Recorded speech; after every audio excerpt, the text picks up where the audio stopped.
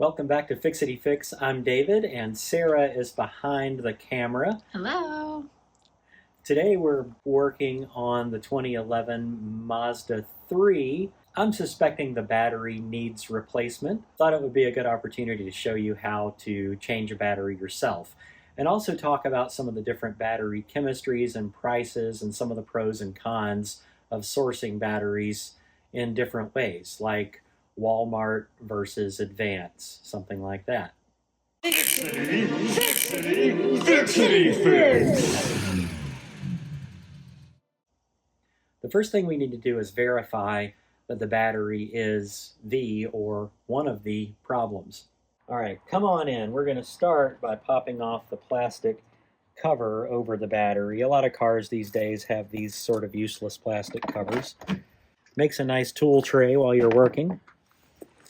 So I decided to experiment with AGM, or what does AGM stand for again?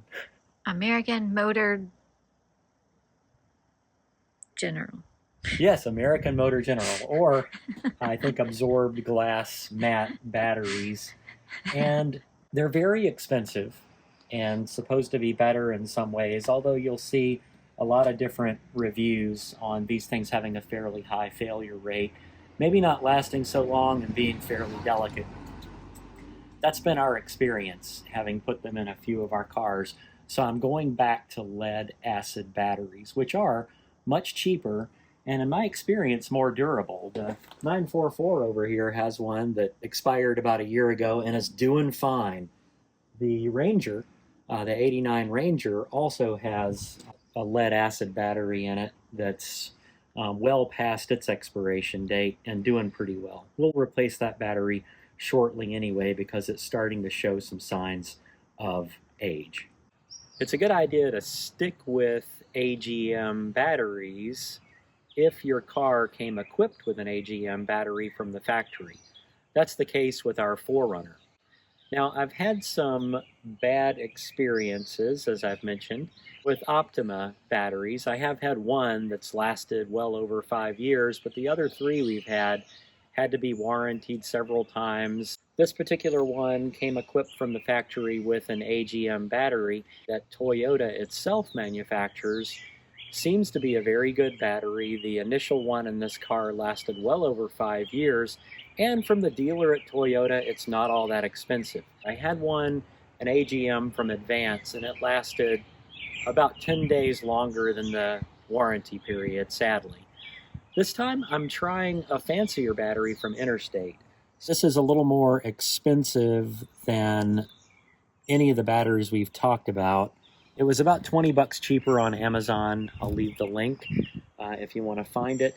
It has pure lead and pure copper for most of the business end of this battery, so it seems promising. I'm going to give it a shot. You may want to tune in to Project Farm, and Project Farm's a good channel doing some pretty good scientific reviews. He did a great series on batteries and different brands of batteries. And the Walmart EverStart Max battery just kept coming out on top, regardless of the various chemistries that he rigorously tested. So I've used that as a source to grab those batteries, and I've always had good experiences with them until now. First, we're going to talk about the symptoms in this car. You can see any battery you buy is going to have a date stamp on it. This one is December 2020. We're past that enough at this point that I can't get it warranty fixed, and I don't know that I would want to. This battery's been trouble. So we'll show you a quick way to check the voltage. Now, we've just been on a long drive in this car a day or so ago, so it should be fully charged. This is a simple voltmeter. Switch it to volts, auto ranging, and then we're going to pop. Polarity doesn't matter, but it's a good habit to be red to red, and put it right on the battery terminal itself rather than the connector. All right, we're reading 11.21. That's too low for a battery that's been driving around for a while, so it should be, I think, the high 11s, up to about 13.2. 12.6 is where it should be resting when it's fully charged. So we can already tell by a simple volt reading that this battery doesn't have enough charge. It could be a lot of things. It might be the alternator has gone bad for a third time in this car. I've been using parts store alternators with the lifetime warranty. We've replaced it 3 times because it just keeps going bad. It's not easy to replace an alternator in this car. In the Ranger, it's a 5-minute job. In this car, it's about 2 hours on the lift. I'll put a link to this top-down battery tester that's going to tell us more about this battery. If you click the link and go to Amazon, you'll support the channel a little bit. It won't be any more expensive for you, but Fixity Fix here will get $1 or so for your troubles. So thanks for supporting the channel. This is simple to hook up. It's powered by the battery itself, assuming the battery has any power left. So red to red. All right, so we get the startup menu. We hit enter, and then enter again for battery test. This will do a number of different tests on the car. Enter when we're at battery test. This is a AGM spiral battery, and the Optoma are spiral AGM batteries. The AGMs from things like Die Hard are AGM flat plate batteries. So we're going to test this as a spiral because that's what it is. It's going to ask us about cold cranking amps. And this battery is, you got cranking amps, CA, and then cold cranking amps, 620. So we're going to move this to 620 when we hit enter.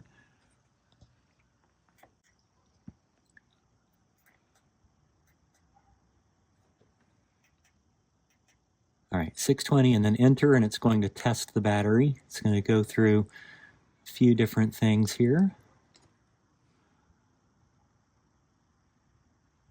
Ooh, not cool. Healthy, 0%. Charge, 0%. 11.06 volts. And it's telling me to charge the battery and retest it. I've actually done that a couple of times, and we keep getting back to this point with it. Let's do a little quick test on the alternator. So we're going to go back to the menu. Tester reset.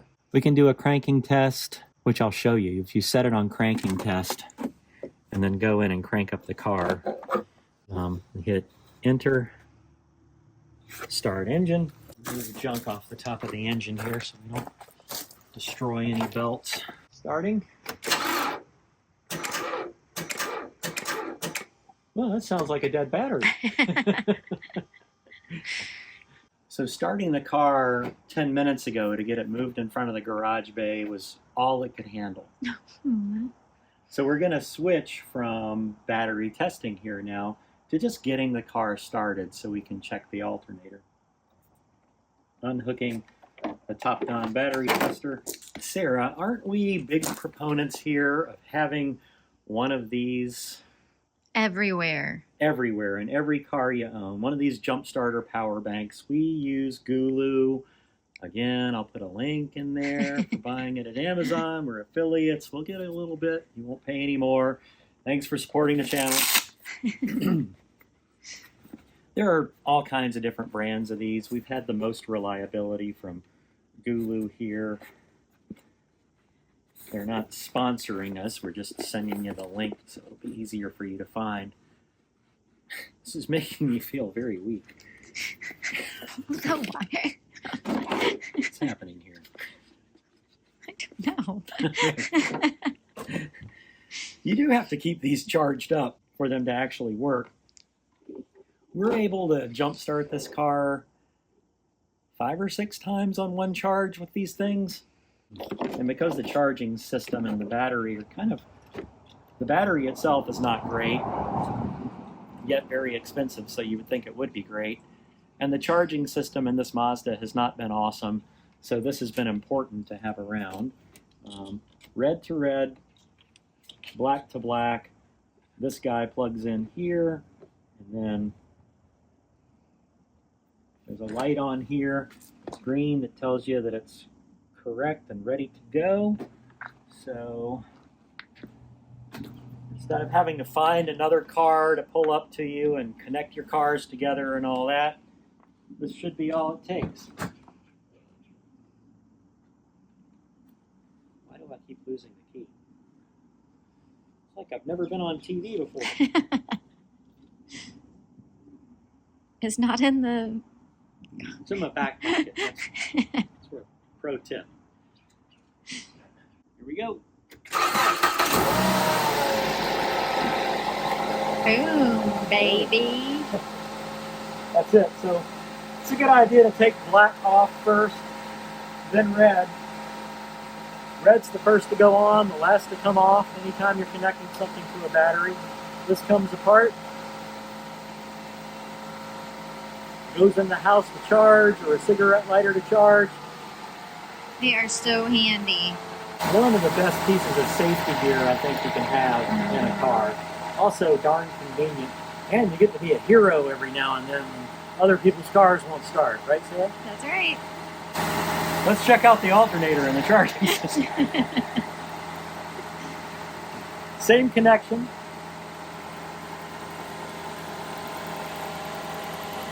Red to red. Black to black. Make sure you verify that black is on the negative symbol and red is on the positive symbol on the battery. Again, menu. Can't really do the cranking test because the battery's just too dead. Charging test. You see that okay? And we're going to hit enter. It's testing the diode pack in the alternator here with the ripple test, and then the loading test. We're going to get in here and I'm going to run it to 2,500 RPM. Here's a tip. This thing will extend and you can put it on the windshield facing in. And you can do this solo if you don't have a helper. Just watch it from inside.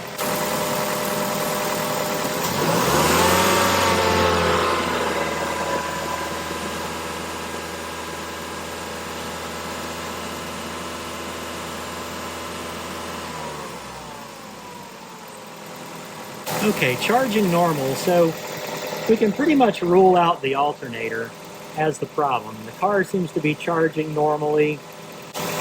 The battery appears to be the problem by the process of elimination.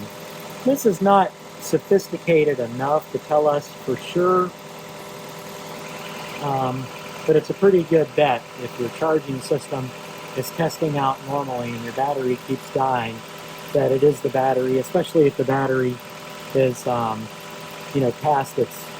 3 years on its date stamp. So we're going to pop in a new battery. I've got an assortment of different 10mm wrenches and sockets out here. First, the battery hold down clamp. One thing you want to make sure of, make sure your car's off and the key's out of the ignition and car's in park with the e-brake on. It's a good idea to go ahead and pop off the negative battery terminal. The reason we do the negative terminal first is because the negative terminal grounds to the whole chassis of the car, the body, anything metal. And if we were to start by taking the positive off, I could accidentally, while connected to the positive terminal, push this ratchet over here and touch this piece of metal, and that would create a short and a spark and a danger of explosion or fire.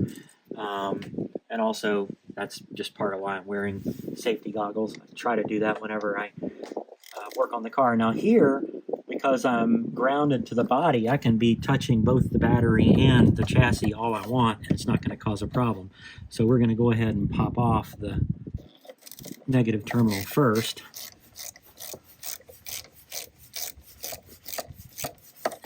And move it out of the way. Stuff it down somewhere where it's not going to pop out. And you're good to go with removing other parts from the battery. There are some shops and some people that will go ahead and hook up a 12-volt power supply here and here, and that means that the advantage is that you won't have to reset your head unit and stereo and all the car computer stuff. But the disadvantage is it becomes really easy to short out your electrical system, and it can potentially cause problems with the car's computer. So I go ahead and just disconnect it all. It's just safer for you, and I think safer for the electronics in the car. But Sarah's gonna have to reset her stereo. I'm an expert at it now. That's true. You need to have a YouTube channel on how to cope with a husband that screws up your car. Mazda has the easiest clock reset process. Because they have the crappiest charging systems. No, we love Mazda. All right. So that's the positive. Somebody's not being very positive right now. All right, the battery's disconnected. And we can take off the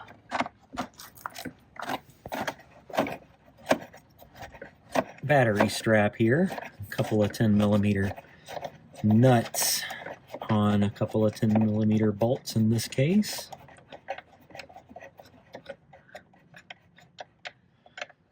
I'm sure that already there are people totally flaming us about how Optima are the best batteries in the world, and that's great. If you've had a good experience with them, good on you. I know they're good on racetracks and race cars and things like that.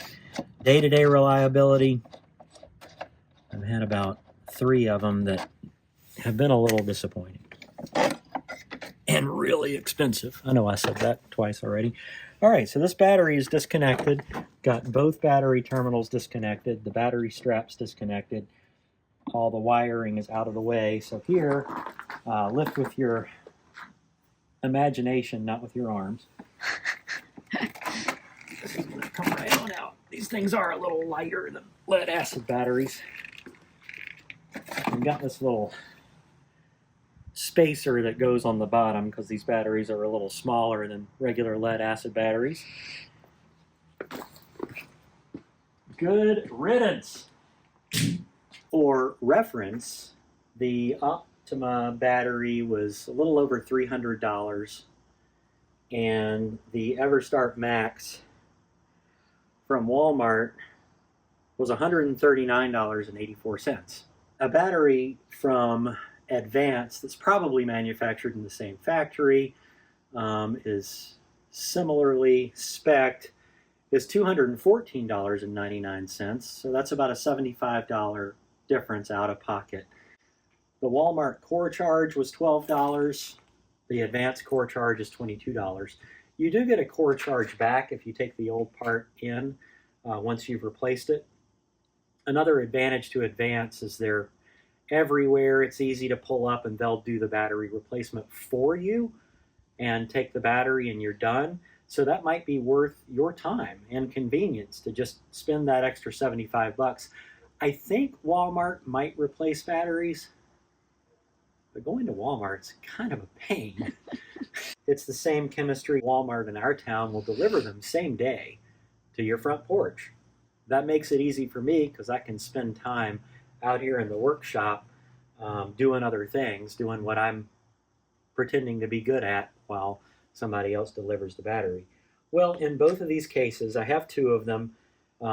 Same day delivery turned into next day with an apologetic text, and then 2 days later with this one. Why do I have 2? Look at all the battery acid all over the floor here. This first one is defective. So I'll be going to Walmart to take it back. I'm going to go ahead and replace this battery on the Mazda, replace the battery on the Ranger, which is just due and starting to have some symptoms here if I let it sit too long, if no start. I'll return the cores and then just return this one for a full refund, I hope. It's a good idea to test the battery before you pop it in. They come shipped with these covers over the terminals.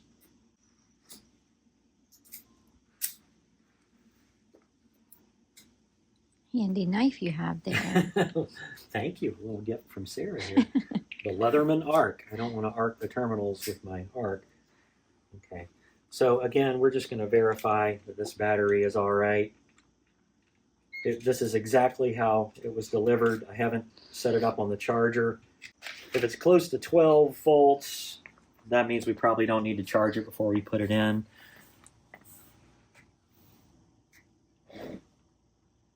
All right, great. That's got great voltage to it. I am going to go ahead and run a test on here just to make sure the internals and all the resistance is good inside before we go to the trouble of installing it, especially since the first one delivered was defective.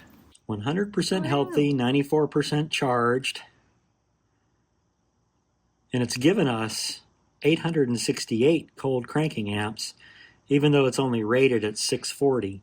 So these batteries are punching way above their weight.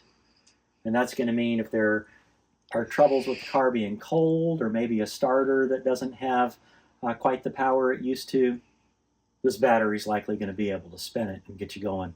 I'm going to pop on these protectors and move it over to the car. When you put it in, you want to make sure that you're observing where your positive terminal and negative terminals are.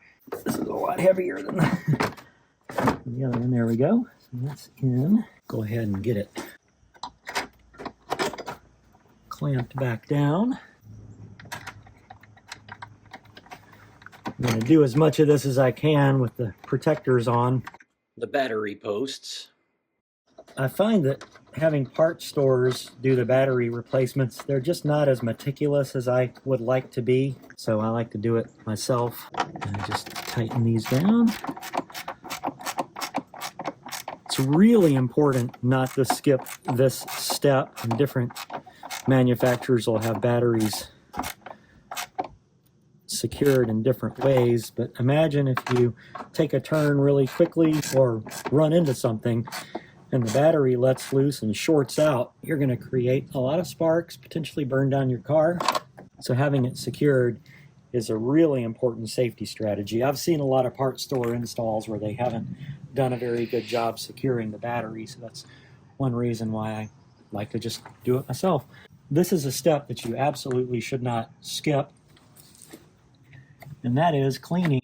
These battery posts, they might look clean, but they're not. They do make a special tool. Because I'm not the most organized person, I can't find mine right now, so we're improvising with another wire brush. Put this protector on the positive one while I clean the negative one.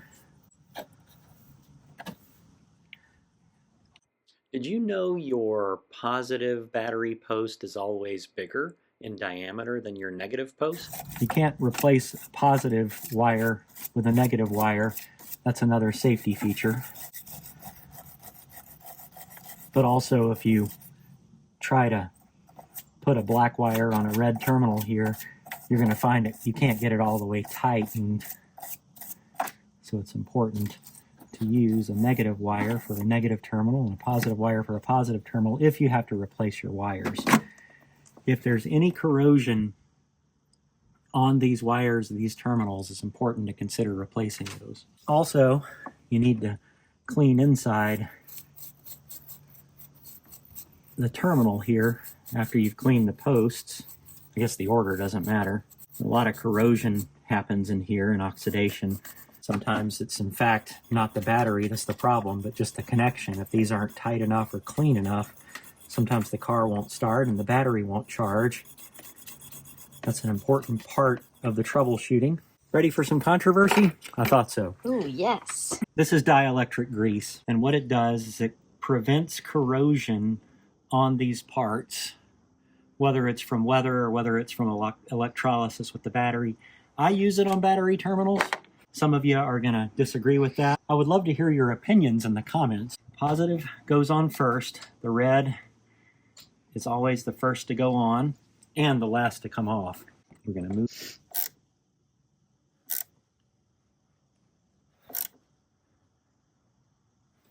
Nice strong connection there. More dielectric grease.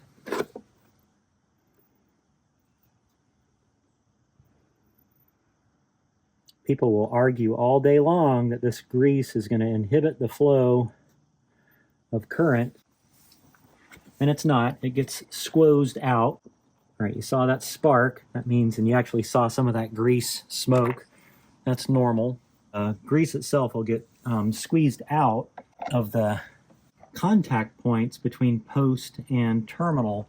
When it gets tightened up enough, it will form a seal so that corrosion will not happen.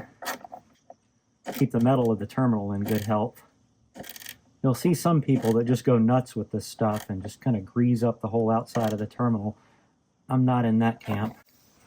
All right, that is a battery install almost complete. The next part is to put that plastic cover back on, which I think I might trust this battery enough to actually do. We've been rolling without this because I feel like you've had to jump start this thing with that jump pack like 2 or 3 times a week, haven't you? Yes. Which is easy. Yeah, we've been waiting on Walmart to deliver those batteries because I'm agoraphobic and don't like to go to Walmart.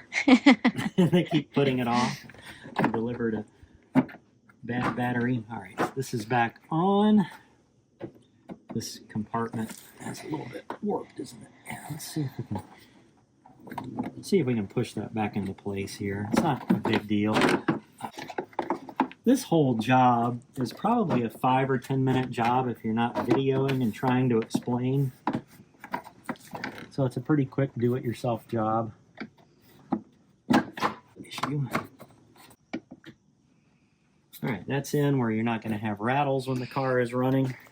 Make sure we've got all of our stuff out of here. And then we're going to fire it up and make sure it works. You ready, Sarah? Ready.